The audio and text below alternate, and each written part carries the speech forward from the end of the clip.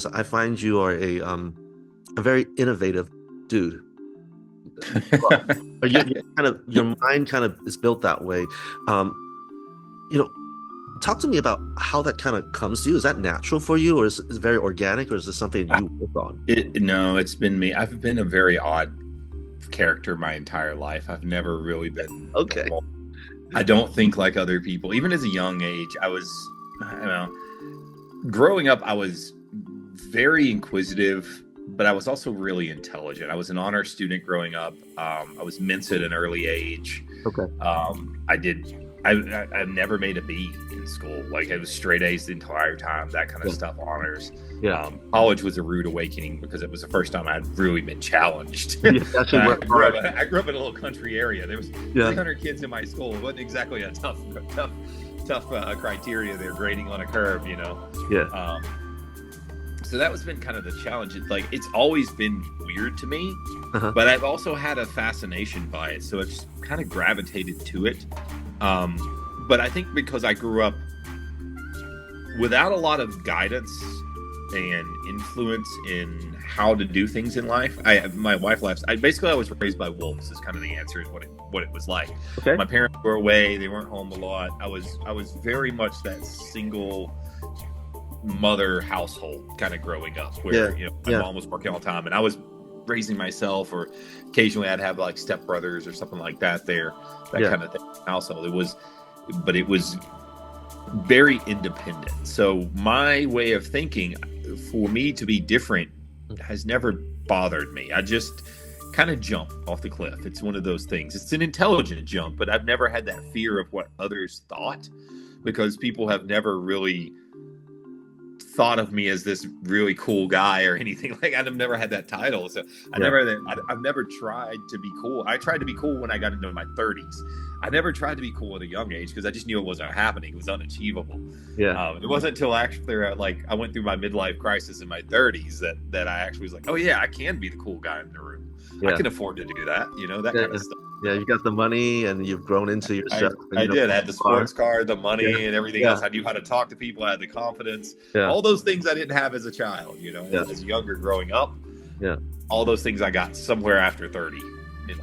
It's just interesting listening to you talk to this, because like I said, our backgrounds are very, very different, but one thing I hear in common that resonated with me immediately was the fact that we were left to our own devices and to figure stuff out. So much like you, my parents gave me a lot of independence. Well, as much as a bunch of Chinese tiger parents can, but I was given a lot of independence to figure some stuff out myself. And that's one thing I struggle with as a dad, is like, how do I, let go the reins for my kids. So, but that was one thing that resonated with me and what you said. Kind of taking that, you're an innovative guy, how do you, you figure that out for yourself, but how did you, radiate that out to the rest of your team? How did you imprint your culture of innovation into the rest of the organization? How did that work for you? Repetition. It's really it's like any other app. When you work in software, I tell everyone on my team, you're an athlete, whether you want to be or not. It's no different. Mm-hmm. If you can be the best starting pitcher in baseball, right, or the best center in basketball, that kind of thing. But if you don't train, you're not going to be the best very long. Right? You're going to become a couch potato, and you're going to sit down. That's a great analogy. Well, IT is no different. Everything changes around us. It's competition all the time. The technology is changing. Promotions. It's a fast-moving field. 2 years is a lifetime in technology. Things will completely change out from under you in 2 years if you're not careful. Yeah. And that's kind of what I'm showing people in what I do, is by keeping up with it. The lunch and learns, the activities I do, the constant engagement.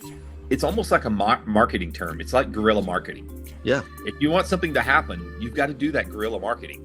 You've got to constant contact, you got to constantly reinforce it. Yeah.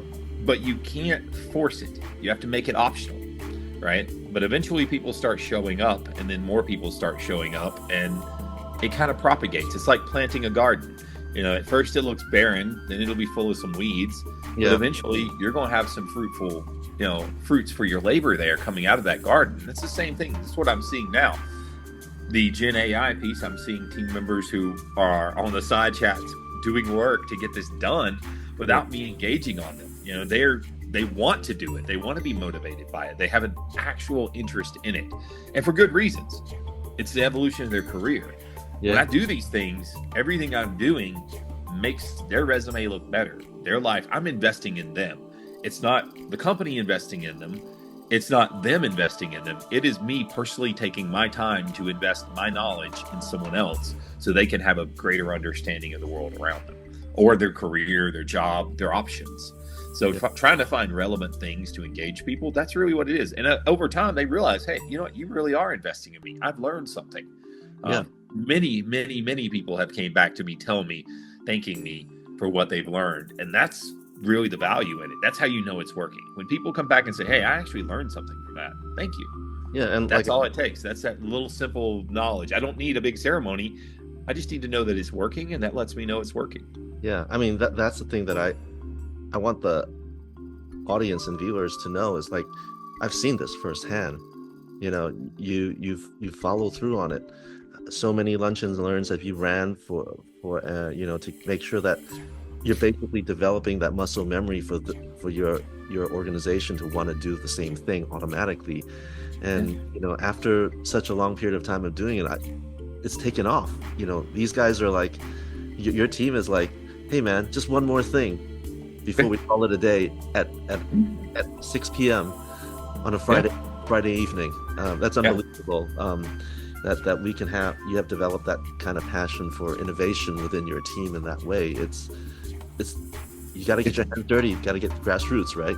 Yeah. And that's a bit of a social technique. That's the, you know, a little bit of a carrot dangled there, because how else, you know, those last 3 to 4 hours, 4-hour Friday was started because half a day on Friday is usually water cooler goof off time in offices. Yeah. We're talking about what we're doing on the weekend. So they learned if you put your innovation time for the last 4 hours of a Friday and make it somewhat engaging, people leave the water cooler and start trying to engage on something purposeful and a little bit better. Is it perfect? No. But if you're going to do skunk works, if you're going to do things that are risky, if you're going to do things that are probably not fruitful, it's better to do it in wasted time anyway. It makes sense. You're at least getting a chance of getting something out of it. Yep.